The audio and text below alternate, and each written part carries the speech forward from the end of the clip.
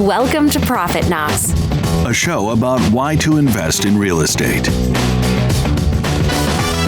how to do it the right way, what to buy, when to sell, and where to look.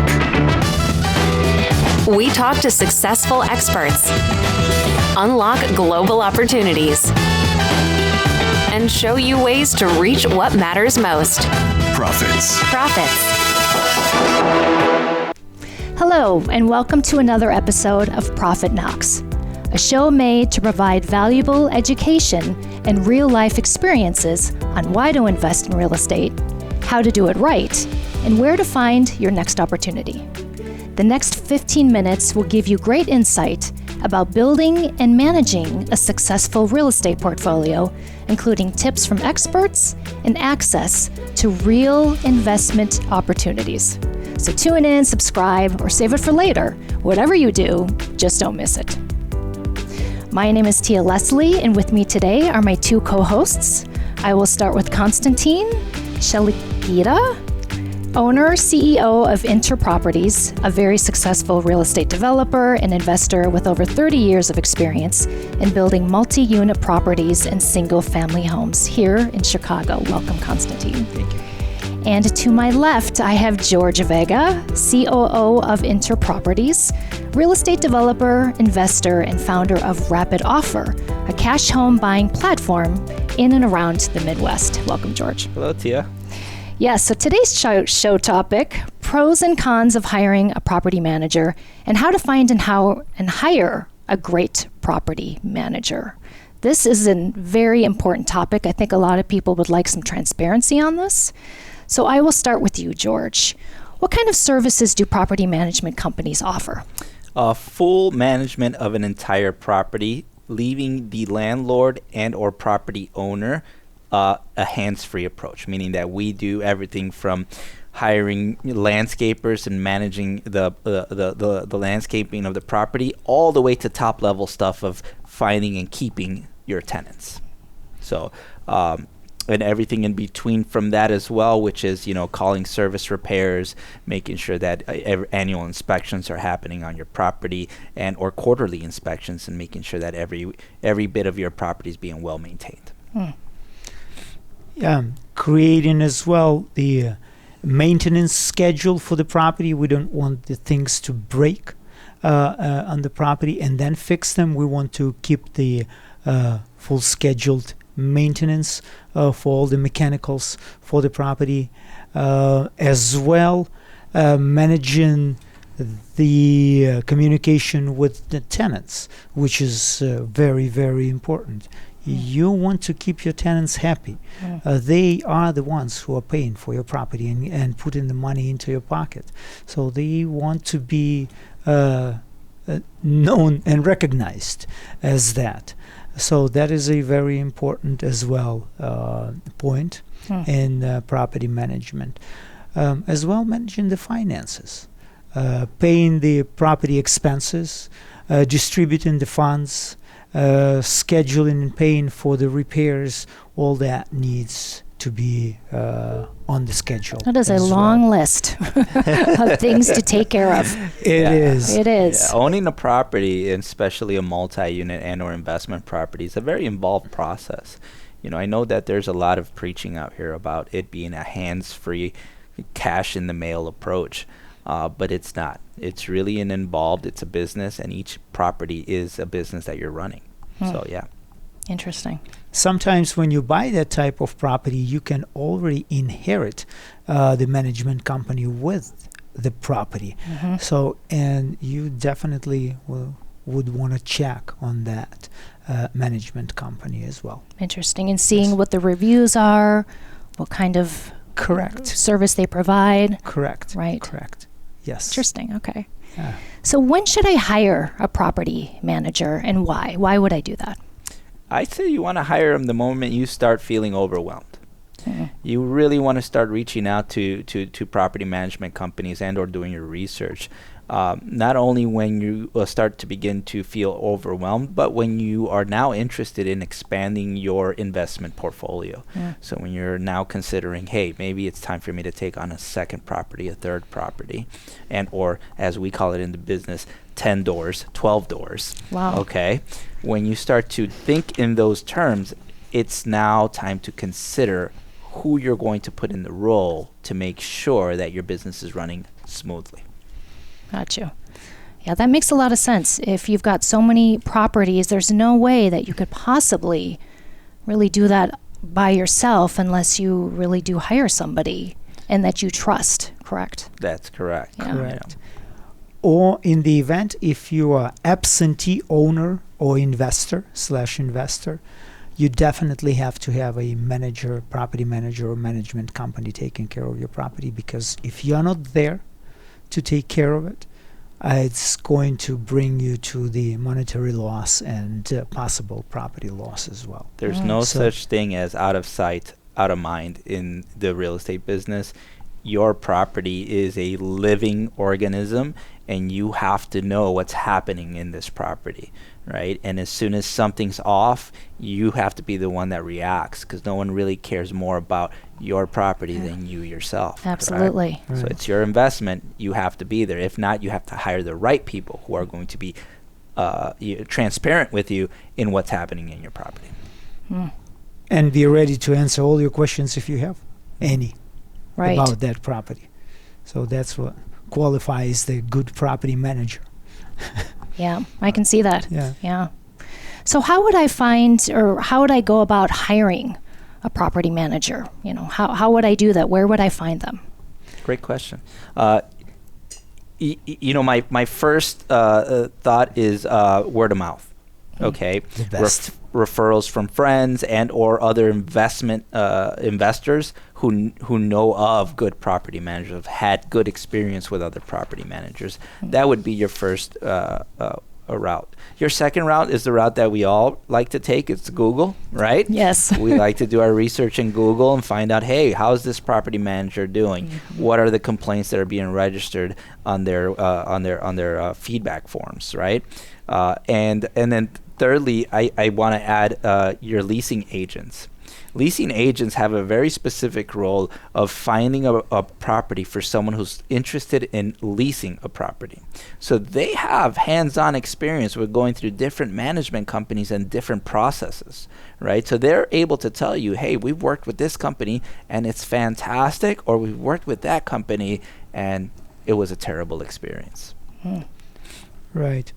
And of course, the source of your real estate broker who assisted you in purchasing the property could be a good source of finding the management company, if that broker is not a manager, property manager himself or herself as well. So that is important. Right. Yeah. Very interesting. So tell me, like, the top 5 things when you're interviewing. You know, how would you conduct research? You know, how would you start the process? You want to first go off by you know, it's just like any other job interview. Yet you're going to give your property to the hands of someone who's going to manage that property for you, right? So you want to make sure they have a set process and how they conduct their business. Okay. Do they have a process when they're screening tenants? Do they have a process when there's a leaky faucet? Do they have a process when there is a leak in the roof? What exactly do they do? Okay. And by asking them those sort of questions, you get an idea of what type of a manager they're going to be. Okay. They tell you, well, yeah, we get the call and then 3 days later we answer it, right? No. 4 days later we answer it. Well, by that time, your tenant's upset. Your tenant is no longer paying the rent, and now you're having a snowball effect. I see. Right. Correct. You definitely should start asking questions about all those processes and how they are set up. But before that, you should definitely ask the property management company or the property manager, how many properties do you manage now? What trail of paperwork can you show me in order to see how do you manage finances of the property? What type of customer service do you provide for your tenants? If there are emergency, non-emergency complaints, that has to be taken care as well. All that will let you know right away who is who in the management business. So you're comfortable hiring them. You know that they're going to take care of X, Y, and Z, and you won't have any worries. Exactly. Yeah. Exactly. That's what you need. You need to have hands-free property, and all you need is the money to be coming from the property into your account. Everything else is on the management company. That's why they are property managers. Yeah, and I want to add something that I think is also important to ask a property manager prior to hiring. What policy changes do you foresee that would have an impact on my business? Okay. What would that be? That's deep. That is anything from a policy change from a city level, county level, government level, that might affect your ability to operate your multi-unit in a certain way that would change your outcome. That's right? interesting. Yeah. So recently in Chicago, we went through the no eviction. I think that was happening across the U.S. and the world, possibly, right? Yep. Well, how would that affect you as a business owner? And a and a property manager would be able to already know some of these things, or should be, right? Because they're speaking to attorneys, they're understanding this information's coming in, and they're saying, we're going to foresee you guys not getting paid for the next 4 or 5 months. Prepare for impact. Right. Yeah. Wow. They should be diligent enough to know certain rules, regulations, city codes, building codes. Not a lot. They're not architects. However, the most important, they do have to possess that knowledge. Yeah. I would feel comfortable in hiring a company like that because I wouldn't know those guidelines. So I would really want to make sure that my company that I hired did, so I felt comfortable. Correct. Definitely. And the list goes longer and longer. So if someone is interested in exploring it further, they can come to us as well. Yeah. Fantastic. Well, I'd like to remind our audience right now, if you're interested, I know this is a lot of information, but you are welcome to download a free guidebook, Top 25 Property Management Tips. It is found on the link in the show notes and on ProfitKnox.com. So, gentlemen, let's continue. This is an amazing conversation. Why should I do it myself? I would want to, but what could go wrong? Realistically, what could go wrong? I think there's never a anything that can go wrong in doing something yourself. And the reason I say that is because if you do it wrong, you've learned. And everything's a learning experience, right? And you're going to learn quickly that you're going to want someone else to do it for you. Right? We all visit the YouTube channels. We all say, hey, we can do that. Not a problem. You start doing it, right? And then suddenly you're like, was there supposed to be a screw that goes there or wasn't there? Right? Right. Okay. Or am I receiving a telephone call from the tenant when I'm eating dinner with my family? Right. So on a higher level though, you're managing a business of yours that can be profitable or it can be a catastrophe, right? So having a experienced company and or person managing that business for you is highly critical and important. Yeah. Yeah, mismanagement of the property is leading to the monetary loss or the property loss. I've seen that as well. But you learn a lot of things along the way by managing your first property. You really do learn a lot of things from that. Yeah. Well, that makes sense. If you say you work at a restaurant, you learn a lot coming in.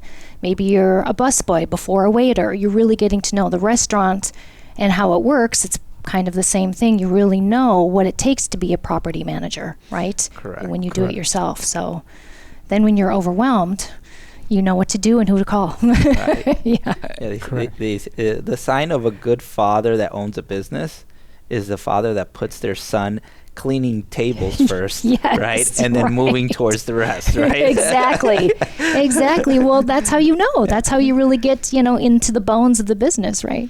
Yeah. Fantastic. Yeah. Well, let's go over fees and let's go over mistakes. Okay. Curious. Yeah, the fees, which is average for the property management company, is about 10% of the gross income, which property brings, and that includes all the services which we already mentioned. And of course, when there is a breakdown or something which needs extra attention financially, that comes from the owner's pocket. And if we are talking about Airbnb or vacation rental, the fees are going higher because more time in management and maintenance of those properties required. That's what reflects that higher fee. I see. Yeah. That's correct. Yeah. So Airbnb is running a hotel business, and if you're running a hotel business, you're hiring someone who can provide an amazing service and keep people happy, coming back for more. Right. Same concept goes into your traditional property management. With residential properties, only that your tenants are now long-term, so there's less turnover, less work involved in finding you another tenant. Does that make sense? That makes sense, right. Interesting. It's interesting that the fees are a little bit more with the Airbnb, and I know so many people are doing that, and I know a lot of people are asking, what are those fees if I've got a second property, a third property, fourth property? That's good to know. Right. Yeah. There's the notion that we've all been into a good hotel and a bad hotel, right? And we know the difference between both. Now, there's a reason that bad hotel is charging $90 a day, right? And there's a reason why that good hotel is charging $7,000 to $1,000 to stay in their suite. Right. Mm-hmm. It's because of the level of service that you're providing and the cleanliness and the management of the building in general is causing people to say, I'd rather have a better experience. Of course. Yeah. Convenience and comfort. Yes. Convenience and comfort. That's what. And there's a lot of involved in that to run it the right way. Makes sense. Correct. Well, gentlemen, thank you so much for joining us. Thank you. Yes, this has been amazing. I've learned so much myself. And we would like to thank you for listening as well. We hope you enjoyed today's episode. If you found this show useful, but would like to learn even more, we have an amazing library of free guides and our website that you can download. Just click on the link below or go to ProfitKnox.com. Also, every Friday night we email our newsletter subscribers a list of investment opportunities personally analyzed and researched by our team. So get on the newsletter list, download our guide, and follow Profit Knox on all major podcast platforms. Until next time, thank you for watching Profit Knox.